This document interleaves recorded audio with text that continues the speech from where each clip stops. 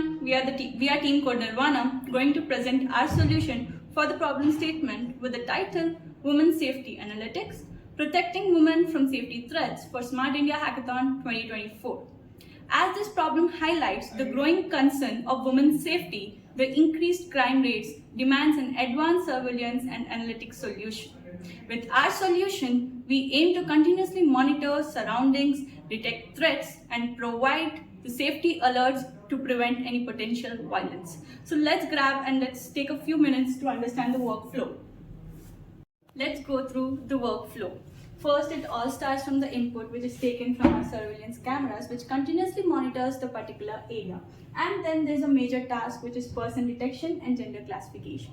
Person detection is done by using advanced AI algorithms such as RCNN and vision transformers.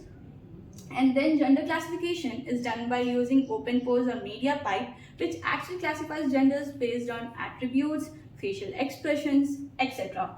Our second major task is risk analysis. Firstly, our system monitors the ratio of men and women in the particular area. And the question comes, what is risk scenario in our system? So the first thing is it will detect the lone woman surrounded by men. And here in this scenario, it will raise a flag.